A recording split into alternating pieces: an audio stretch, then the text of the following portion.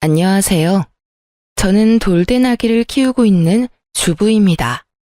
제가 이렇게 다시 결혼을 하게 될 줄은 정말 상상도 하지 못했는데, 이렇게 다시 좋은 사람을 만나 그야말로 눈에 넣어도 아프지 않을 아이를 키우고 있다는 것이 어떨 땐 꿈만 같네요.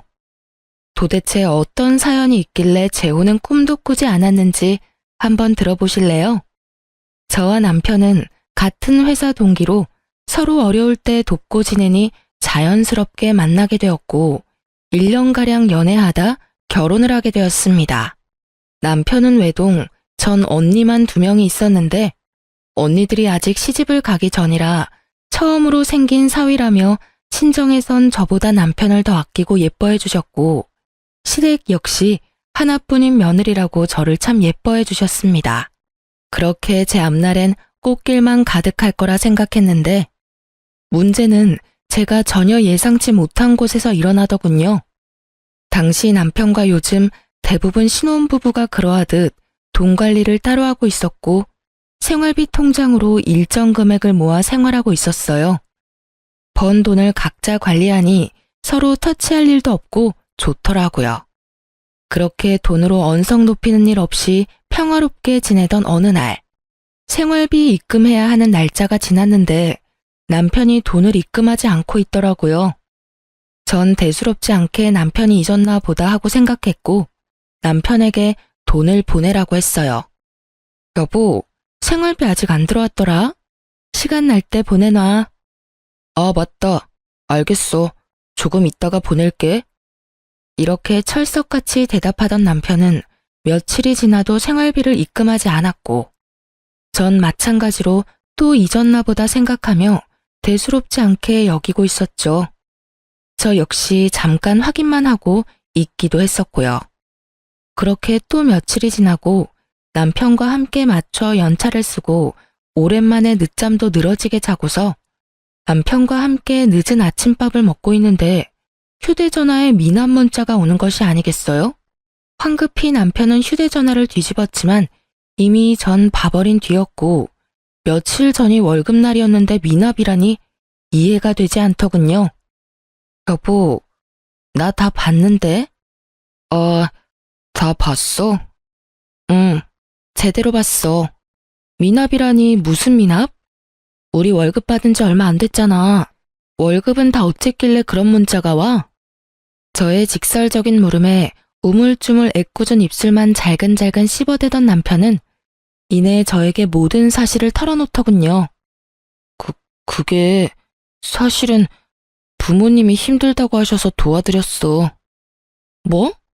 얼마나 힘드시길래, 아니, 그래서 얼마를 드렸길래 미납까지 됐어?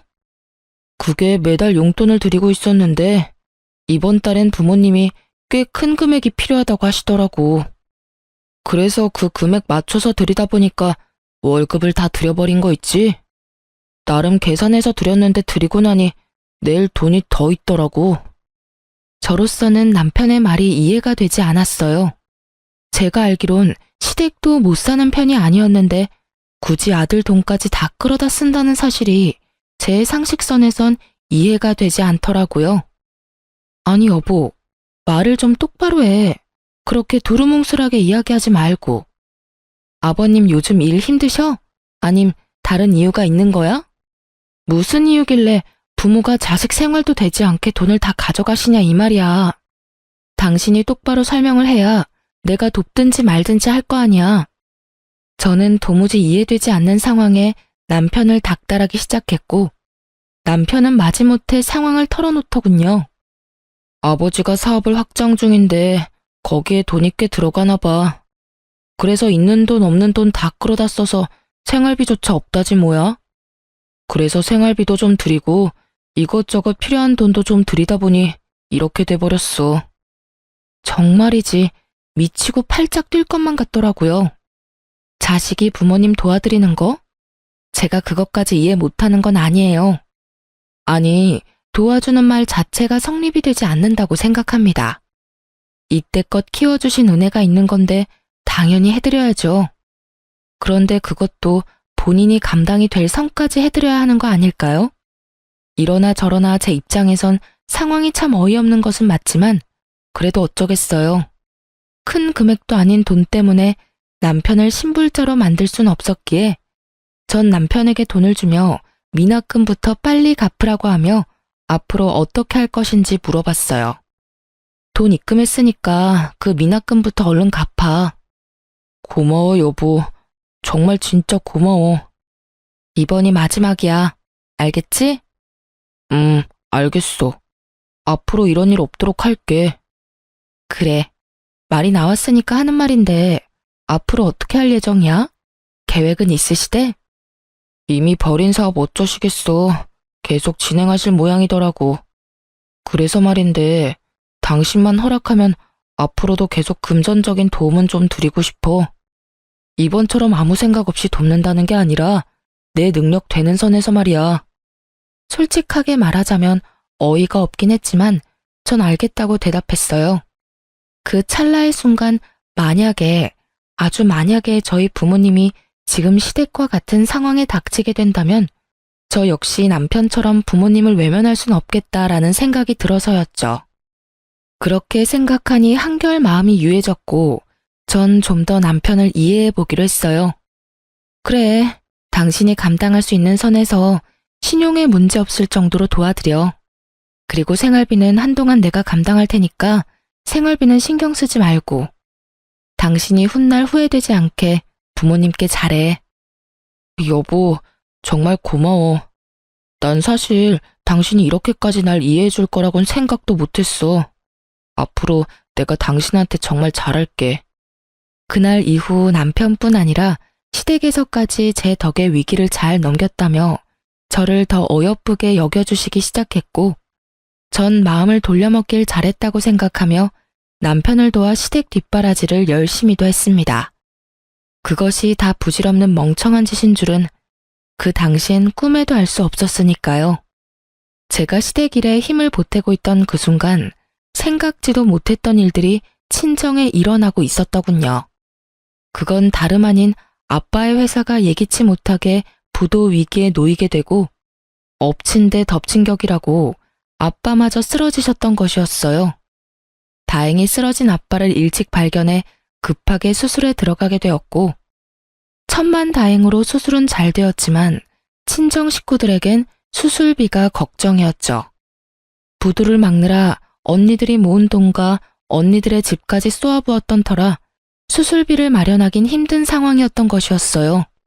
시집을 간 저에게까지 손을 빌리고 싶지 않았던 부모님은 이 모든 사실을 비밀로 하고 있었고 아무리 노력해도 돈을 구할 수 없었던 첫째 언니는 결국 저에게 전화를 걸어 모든 사실을 털어놓게 되었던 거죠. 언니, 목소리가 왜 이렇게 안 좋아? 무슨 일 있어? 그게 말이야. 사실은 아빠가 쓰러지셔서 수술을 했는데 입이 안 떨어진다 정말. 뭐? 아빠가 쓰러지셨다고? 언제? 왜 나한테 말 안 했어? 그래서 수술은 어떻게 됐는데? 잘 안 됐어? 아빠 위독하셔? 아니, 수술은 잘 됐는데 수술비가 없어. 사실은 아빠 회사가 힘들어서 나나 둘째나 모은 돈이고 집이고 팔아서 아빠 보태드렸거든. 그래서 부도는 겨우 막았는데 수술비를 낼 돈이... 그런 이야기를 왜 이제서야 말해? 내가 정말 못 살아. 우린 너 시집도 갔고 이제 너도 네 가정이 있는 건데 괜히 이런 일까지 신경 쓰게 하고 싶지 않아서 그랬지. 그런 말이 어디 있어? 시집 가면 가족이었던 사람이 가족이 아닌 게 돼? 일단 수술비는 내가 당연히 마련할 테니까 수술비 걱정은 하지도 말고 있어. 앞으로 이런 일 있으면 바로 연락하고. 그래, 고맙다. 우리 막둥이가 언제 커서 이렇게 든든해졌나 몰라. 나 옛날에 다 커서 시집도 왔거든? 그러니까 언니도 걱정하지 말고 좀 잠이나 좀 자.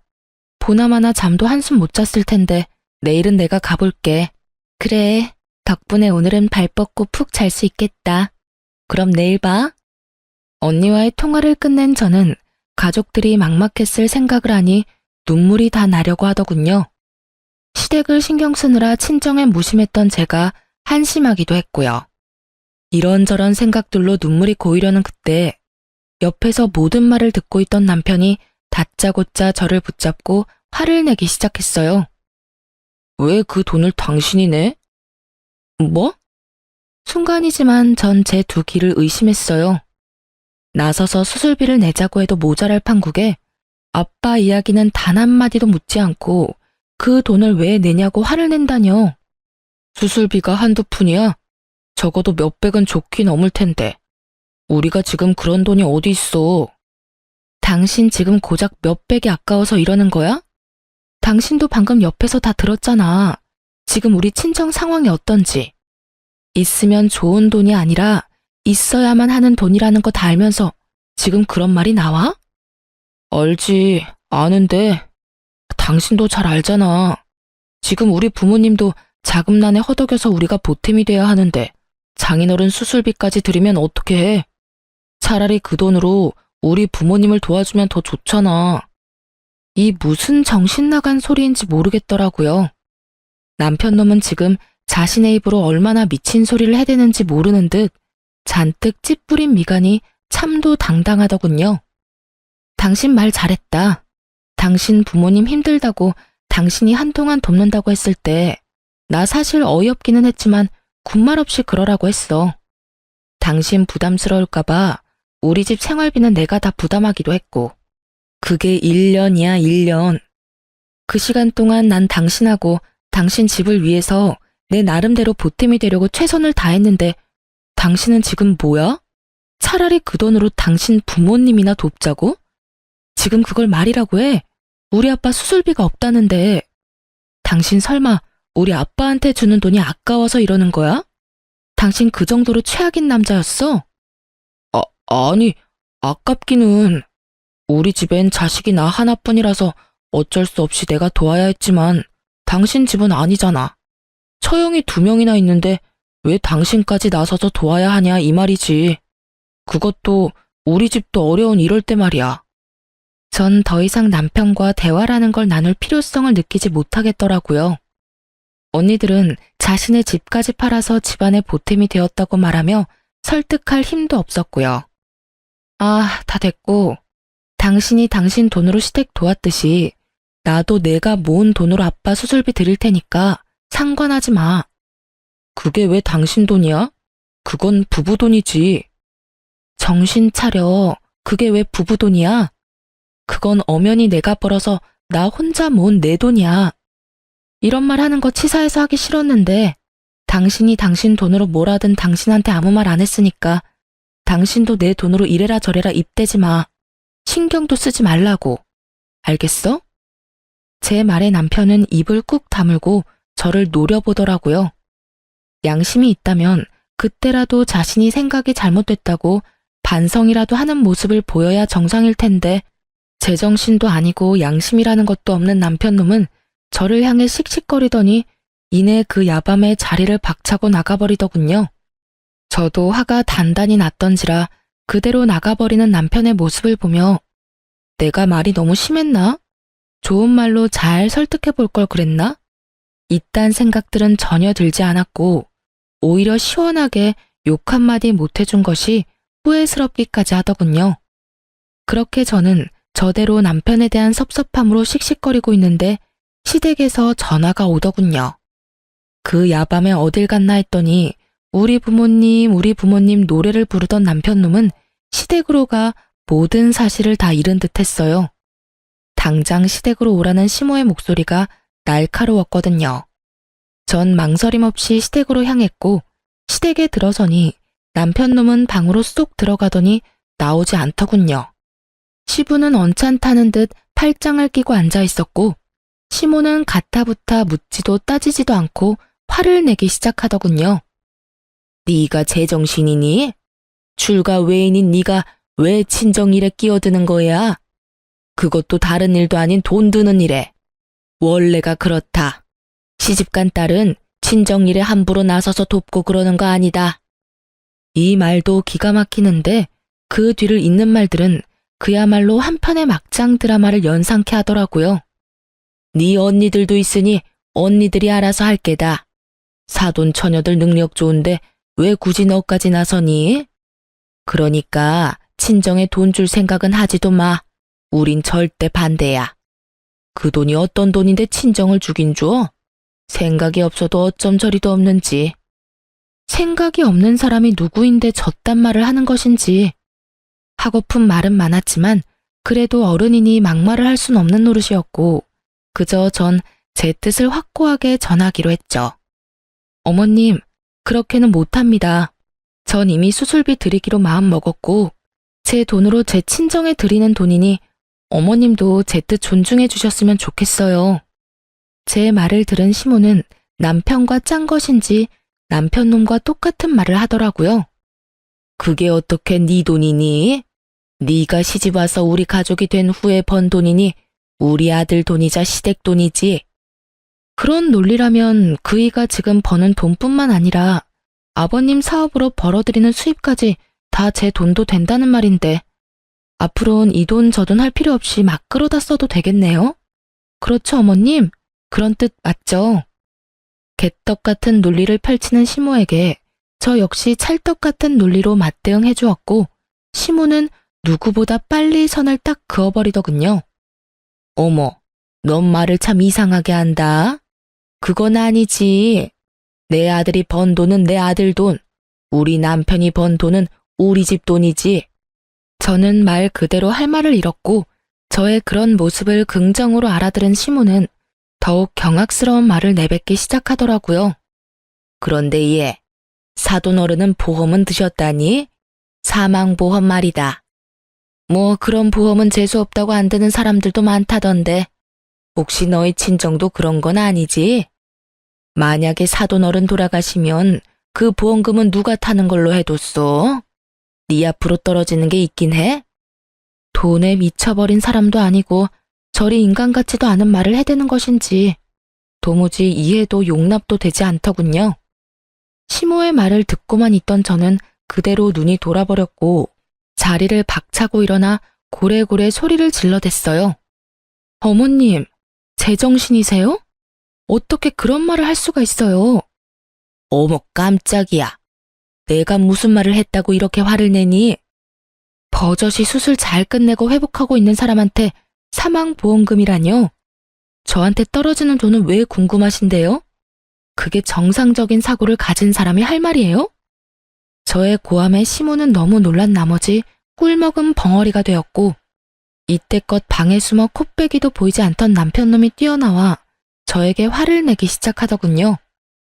너 미쳤어? 누구한테 소리를 질러 지르기는. 이게 뭐 하는 짓이야? 내가 가만히 있게 생겼어? 멀쩡하게 잘 살아있는 사람 사망보험금이 어쩌고 저쩌고 저째?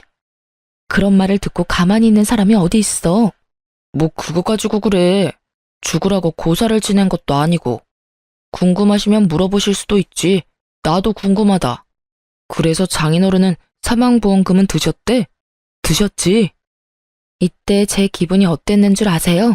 하하하, 딱 웃음이 나더라고요. 미쳐버린 인간들 사이에서 있으니 실성을 해버릴 것만 같아서요. 전 눈을 반짝이며 물어오는 남편의 면상을 그대로 주먹으로 때려버렸고 저에게 제대로 한 방 먹은 남편놈과 시모는 저에게 득달같이 달려들어 화를 내더군요. 당신 지금 나 때린 거야? 그것도 주먹으로? 이게 무슨 짓이야?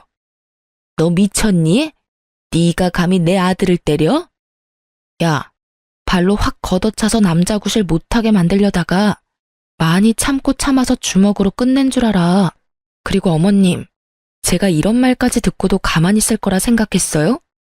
멀쩡히 잘 살아있는 내 부모 목숨 가지고 함부로 말하는 인간, 뺨 한 대 정도는 때려줘야죠. 생각 같아선 어머님 역시 가만두고 싶지 않은데 그래도 어른이라 참고 또 참는 거니 괜히 건드리지 마세요. 전 그대로 시댁을 빠져나와 집으로 돌아왔고 이혼밖에 답이 없다는 결론을 내렸어요. 사연을 들어보니 다른 분들은 휴대전화의 녹음 기능을 알차게도 잘 사용하던데 전 왜 조금 전 그 모든 경악스러운 상황들을 놓쳐버렸는지 한스럽기까지 하더군요. 언제까지 한탄만 할 수도 없는 노릇이었던 전 이제라도 모든 상황을 녹음하기로 했고 저의 예상대로 뒤이어 집으로 돌아온 남편은 저를 향해 막말을 쏟아내기 시작하더군요.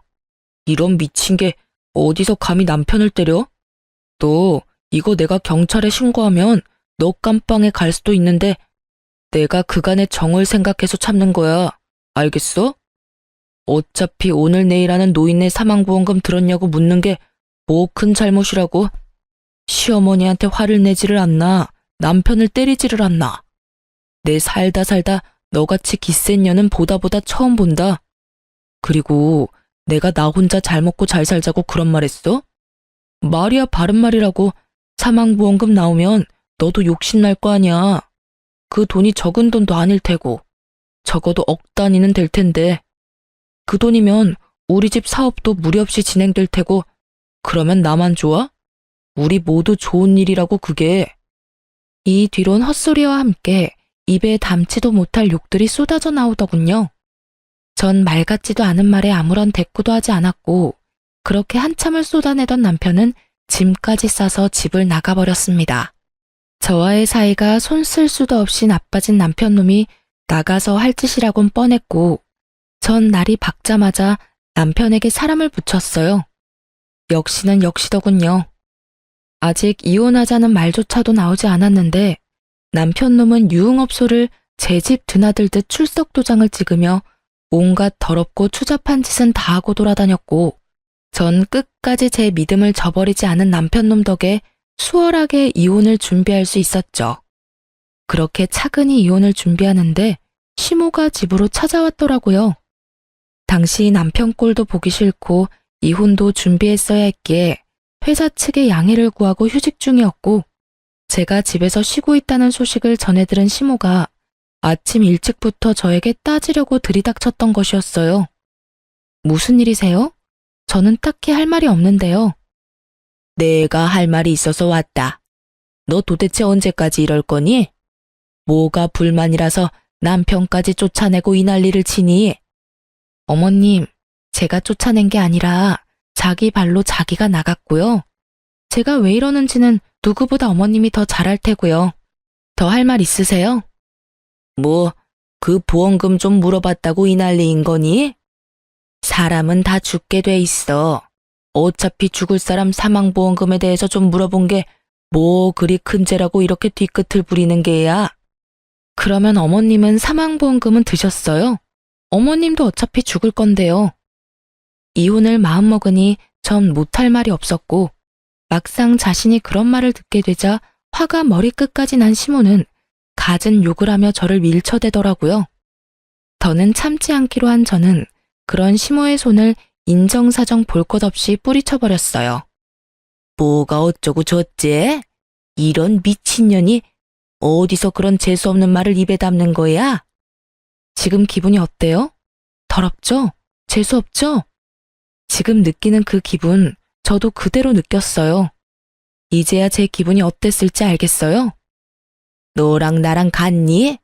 그건 엄연히 다른 경우 다른 문제라고. 아휴, 다 필요 없고 이제라도 마음 돌려 먹어라. 네가 수술비 따윈 주지 말고 무릎 꿇고 잘못했다고 싹싹 빌면 이혼만은 하지 않도록 도와주마. 너 지금 내 아들한테 이혼당하게 생겼어. 알고는 있니? 들어보니 친정에서 하던 사업도 부도 직전이라고 들었는데 그런 친정하고 연락하고 지내면 뭐하니? 너한테 빌붙기밖에 더해. 그러니까 친정하고는 이참에 영 끊어버리고 우리한테 납작 엎드려서 살란 말이야. 내가 내 아들은 잘 설득해 줄 테니. 이혼하라고 하면 누가 겁이라도 낼 거라고 생각했는지 남편을 설득해 준다고 하며 시모는 있는 유세 없는 유세는 다 부려댔고 그 모습을 지켜보던 전 코웃음이 다 나더군요. 그럴 필요 없어요. 이미 수술비만 아니라 그동안 알뜰살뜰 모았던 돈 다 드렸거든요. 덕분에 퇴원도 잘하셨고 부도 위기도 잘 넘겼다고 하시더라고요. 전 밝게 웃으며 말을 했고 제 말을 듣던 시모는 자리에서 벌떡 일어나더니 역정을 내기 시작했어요. 너 정말 미쳤니? 그 돈이 어떤 돈인데? 그걸 나하고 한마디 상의도 없이 친정에다 다 갖다 바쳐? 그 돈이 어떤 돈이긴요? 제 힘으로 번 제 돈이죠. 제 힘으로 번 제 돈을 쓰는데 어머님이랑 상의까지 할 필요는 없지 않을까요? 뭐라고? 내가 저번에도 말했잖니. 그건 네 돈이 아니라고. 아니요. 정확히 그 돈은 내 돈이고요. 그건 어머님이 아무리 우기고 난리를 부려도 변하지 않는 사실이에요. 혹시 더 할 말 있으세요? 전 없어서 그러는데 이만 가주시겠어요? 제가 좀 바빠서요. 한마디도 지지 않고 맞서는 저의 태도에 약이 오를 대로 오른 시몬은 저를 향해 손을 치켜들었고 전 그 손을 재빠르게 낚아채 그대로 뿌리쳐버렸어요. 제 몸에 또다시 손대는 날엔 어머님이고 나발이고 경찰에 확 신고해버릴 테니 그런 줄 아세요. 악에 바친 저의 통보에 시몬은 뒷걸음질 치며 도망가려고 하더군요. 전 그런 시몬을 붙잡고 진작 싸뒀던 남편놈의 남은 짐들을 던지며 당장 가지고 가라고 말했고 시몬은 왜 이걸 자신을 주냐며 또다시 어이없는 말들을 쏟아내더군요. 나가야 할 사람이 누군데 이걸 챙겨줘? 지금까지야 이혼만큼은 아니라는 생각에 그냥 뒀지만 지금은 아니지 않니? 너도 결혼 생활 유지할 생각 없는 것 같고 나도 너 같은 년 내 며느리 자리에 계속 두기 싫다. 그러니 이 집에서 나가야 할 사람은 내 아들이 아니라 너지. 지금 당장 내 아들 집에서 나가. 아는 것이라곤 하나도 없는 시몬은 참 당당하게도 저에게 오라가라 하며 큰 소리를 쳐댔고 전 그런 시모에게 통쾌한 한마디를 해주고선 시모를 내쫓아 버렸습니다. 아줌마, 당연히 알고 있다고 생각했는데 모르고 있는 듯하니 내가 친절히 말해줄게요. 이 집 아줌마 아들 집이 아니라 내 집이에요. 뭐? 이 집은 내가 처녀 때 내 돈으로 산 내 집이라고요. 그러니까 내 집에서 난동 그만 부리고 당장 나가세요. 그렇습니다. 저희가 결혼 생활을 시작하게 되었던 집은 제가 처녀 때 공인중개인 둘째 언니의 권유로 분양받았던 제 명의의 제 집이었어요. 결혼할 당시에 대출금이 조금 남았던 터라 함께 갚아나가며 공동명의를 해야 하나 생각도 했었지만 이미 꽤 갚기도 했고 혹시나 하는 마음으로 혼자 대출금을 내며 제 명의로만 뒀던 것이었어요. 매달 나가는 대출금이 부담스럽기도 했지만 이런 상황이 되고 나니 살면서 가장 잘한 일이었다는 생각마저 들었어요. 어쨌든 전 이혼을 위해 변호사를 만나며 지냈고 아빠는 앞서 말했듯이 경과가 좋아 언제 그랬냐는 듯이 건강을 되찾아 퇴원하게 되었어요. 사업 역시 언니들과 저의 도움으로 위기를 잘 넘겨 다시 정상적인 운영을 하고 있다고 하더군요. 그렇게 모든 일은 차근차근 잘 풀려가고 있었고 친정이 안정기에 들어서는 것을 확인한 저는 변호사분과 함께 본격적인 이혼을 준비하고 있었어요. 그런데 몇 달 만에 연락이 온 남편이 회사 앞에서 보자고 하더라고요. 그 당시 남편은 다시 출근하기 시작한 저와 마주치는 것이 껄끄러웠는지 회사를 옮겼고 전 결혼 이후 처음으로 남편 덕을 다 보며 회사를 다니고 있던 상황이었는데 갑자기 회사 앞으로 온다고 하니 왜인지 불안하더라고요. 그래서 전 제가 남편 회사 앞으로 간다고 했고 그렇게 몇 달 만에 남편 얼굴을 보게 되었어요. 이번엔 정말 발차기라도 해야 하나 생각하며 남편을 만났는데 그놈은 집을 나가던 그때와는 180도 다른 다정한 태도로 저를 대하더군요. 도대체 무슨 꿍꿍이인가 싶어 대충 분위기를 맞춰줬고 생각한 대로 분위기가 잡혔다고 생각했는지 그 더러운 속내를 꺼내기 시작했어요. 저기 여보, 혹시 그거 알고 있어? 집값 말이야. 많이 올랐더라? 아, 그거? 알고 있어. 그런데 당신이 그걸 어떻게 알아? 집도 나간 사람이 집값은 매일같이 체크하고 있었나 봐. 그것도 자기 집도 아닌 집을 말이야. 에이, 무슨 말을 또 그렇게 해. 어쨌든 우리 집 지금 팔아야 하지 않을까? 지금 많이 오른 것 같은데. 우리 집이라는 말이 상당히 거슬렸지만 일단 참고 분위기를 맞춰보기로 했어요. 그쯤 되니 그 뒤로 나올 말이 궁금해서 미칠 지경이었거든요. 그렇지 않아도 겸사겸사 해서 내놨어. 정말이었어요. 이혼도 할 마당에 그 집에서 살 생각도 없었고 때마침 집값도 말도 안 되게 오르고 있었던 터라 팔릴 때 빨리 팔아버리려고 내놨었거든요. 왜 그런 중요한 일을 나한테 안 알린 거야? 왜라니? 화난다고 집 나가버려서 이날 이때까지 연락 한 통 없이 안 들어온 사람이 누군데? 그런 사람한테 내가 굳이 연락해서 알릴 필요가 있다고 생각하는 거야? 아니, 다 때려치우고 당신이 나한테 지금 따질 입장이나 된다고 생각하는 거야? 따지는 게 아니라 물어보는 거지. 묻지도 마. 어차피 그 집 당신 집 아니고 내 돈으로 산 내 집인데 당신이 무슨 권리로 궁금해해? 관심 꺼주라 제발. 싸움의 시작부터 끝까지 그 무슨 도돌이표 같은 상황과 대화인지 남편놈은 제 말에 화가 난 듯해 보였지만 애써 그 화를 누르며 가짠치도 않은 연기를 펼치기 시작하더군요. 여보, 무슨 말을 그렇게 섭섭하게 해. 나 지난 몇 달 동안 정말 후회도 많이 하고 반성도 많이 했어. 그깟 자존심이 뭐라고. 내가 미안해 여보.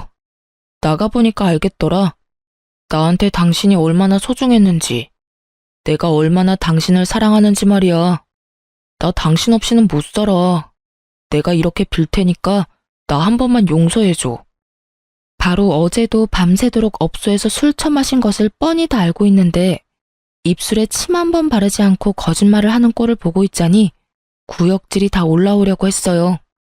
남편은 잡을 분위기는 다 잡았는지 제 손을 꽉 잡으며 드디어 기다리고 기다리던 말을 꺼내기 시작했어요. 여보, 그러지 말고 우리 다시 잘 살아보자, 응? 사실 요즘 나 조금 힘들어. 당신도 알고 있지? 우리 집 좀 힘들었던 거. 좀 나아진다 싶더니 요즘 또 많이 힘든 것 같더라고. 그래서 말인데 그 집 팔고 나면 그 돈 우리 부모님께 드리고 우린 새 출발한다고 생각하고 우리 부모님 댁에 들어가서 사는 건 어때? 부모님께 잘 말씀드렸더니 흔쾌히 알겠다고 해주시더라고. 엄마도 걱정하지 마. 지난 날은 다 잊고 잘 지내보자고 하시더라. 그놈의 돈이 뭔지 결국 또 돈 이야기더군요.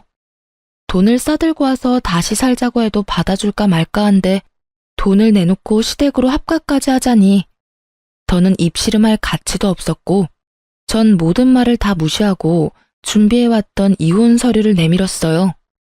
이게 뭐야? 이혼? 지금 우리 이혼하자고? 그래, 제정신은 아닌 것 같은데 글자는 잘 읽네. 보시다시피 이혼 서류야. 우리 이혼하자. 이혼은 무슨 이혼이야. 우리가 왜 이혼해? 난 당신이랑 절대로 이혼 못해. 우리가 이혼할 이유가 없잖아. 이혼할 이유가 이렇게나 많은데 이혼할 이유가 없다고? 내가 너 집 나가서 무슨 짓 하고 돌아다녔는지 다 알고 있어. 그동안 몰라서 가만히 있었는지 아니? 내가 뭘 어떻게 하고 다녔다고 이 난리야.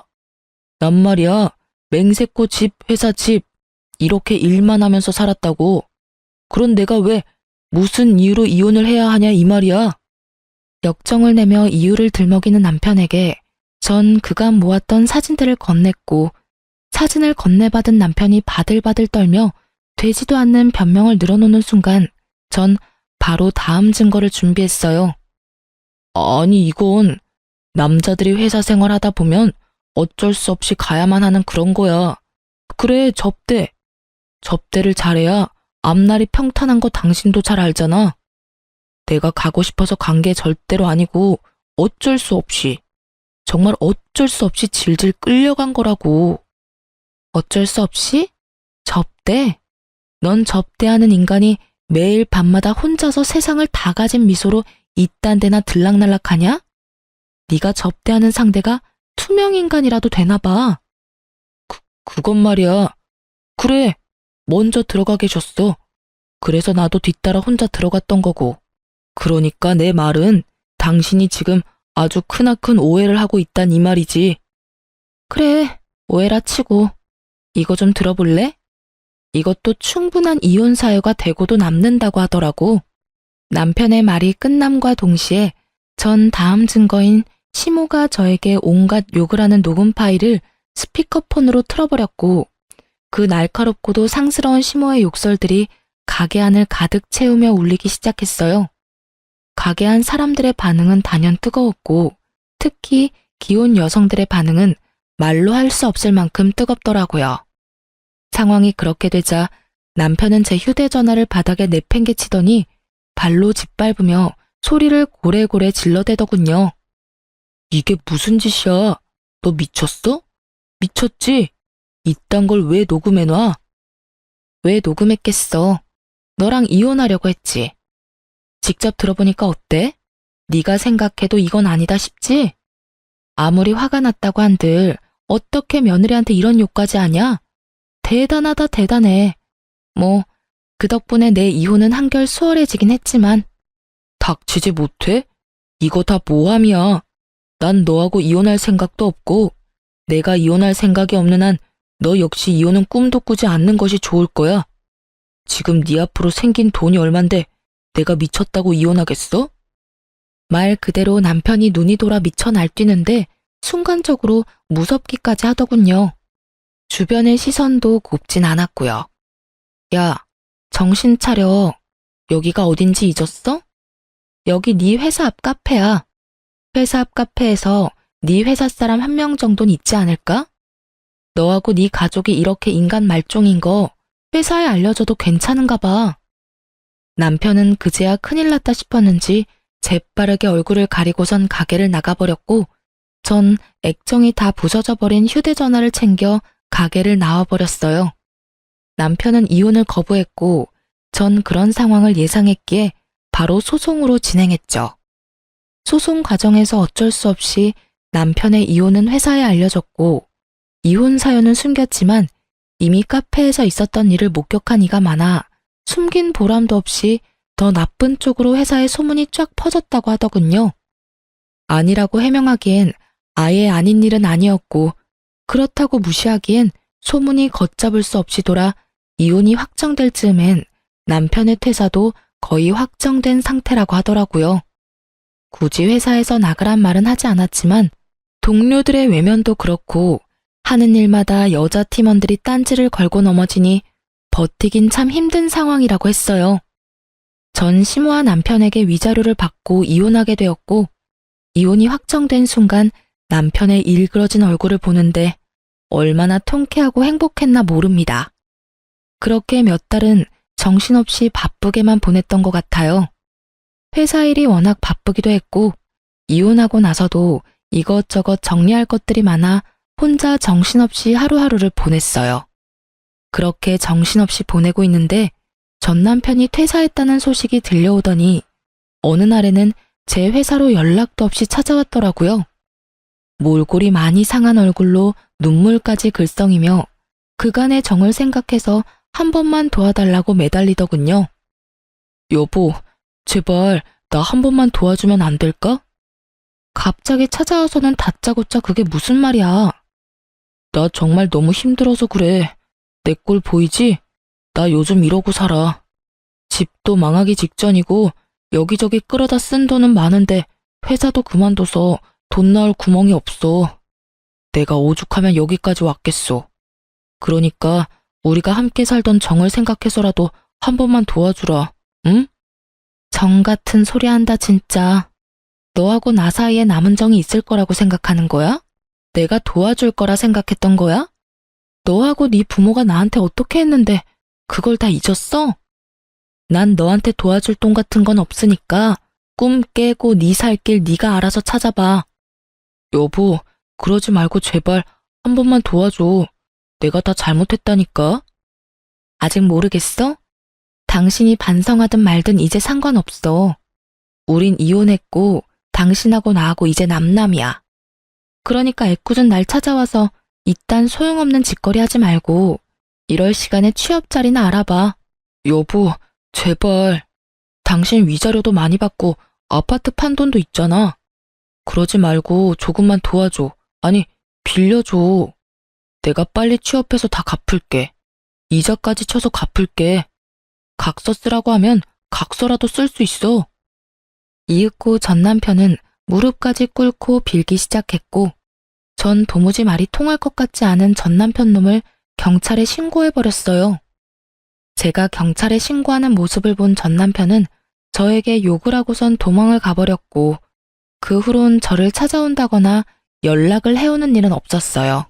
그렇게 그 지긋한 악연은 끝이 났고 전 위자료와 집을 정리한 돈으로 3층짜리 빌라를 매매했어요. 경매로 나온 급매물이라 시세보다 많이 저렴하게 매매를 해 리모델링도 깨끗이 해서 세를 놓게 되었죠.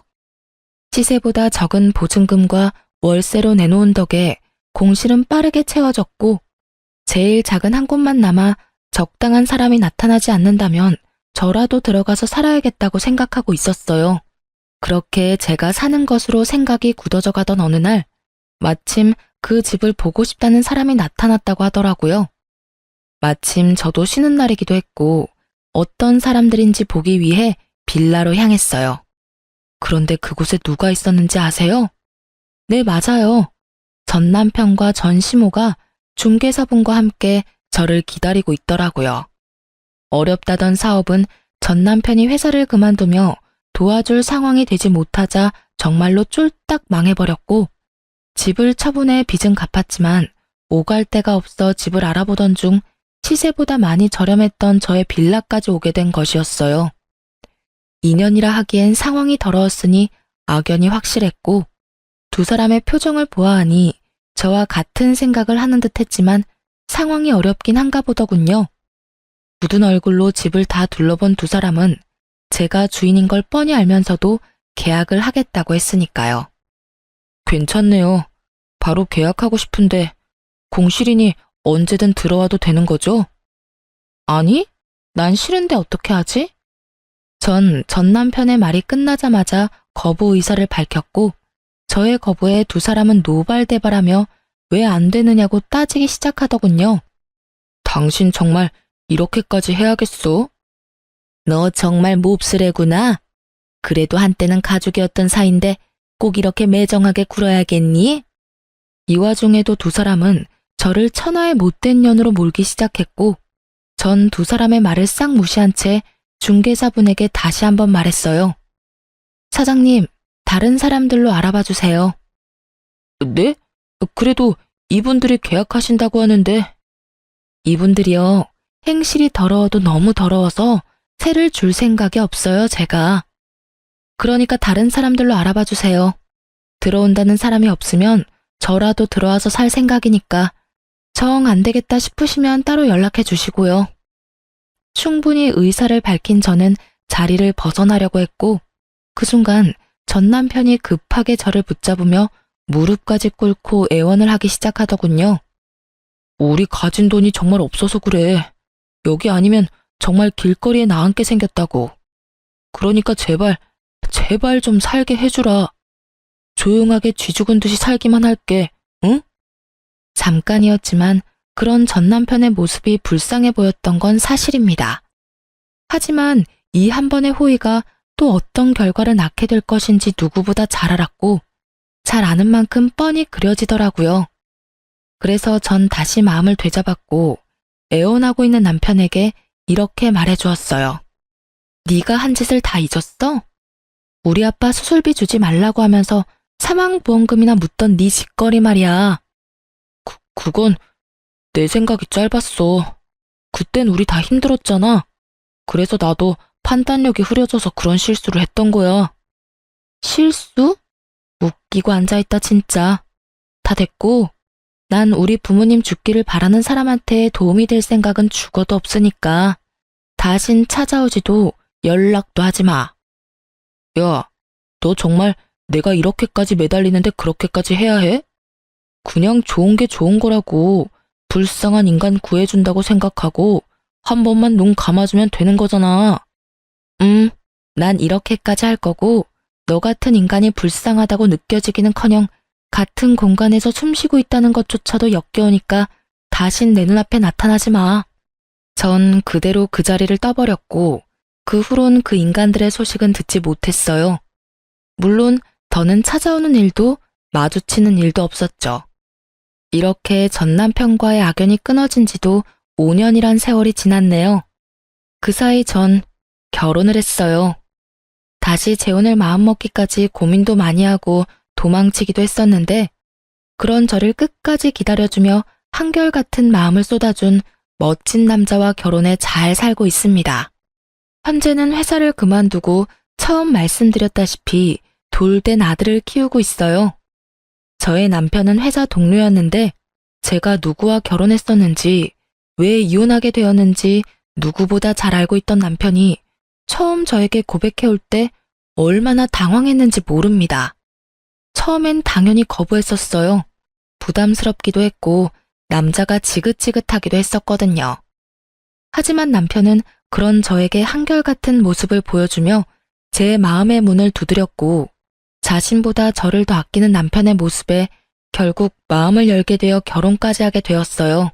제 인생의 결혼은 2번 다신 없을 거라고 생각했는데 이렇게 아들까지 키우고 있는 걸 보니 정말 사람 일은 모르는 일이다 싶어요.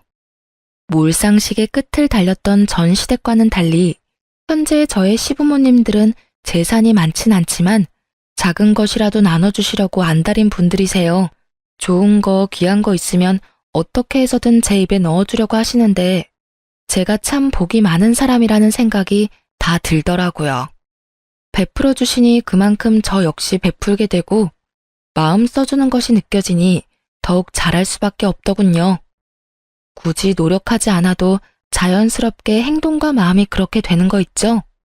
어떨 땐 친정보다 시댁에서 지내는 것이 더 편하게 느껴지니 말 다 한 거 아니겠어요?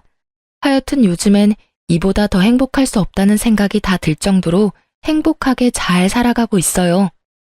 남은 제 앞날에도 행복하길 다들 응원해 주실 거죠? 길었던 제 사연은 이로써 끝이 났습니다.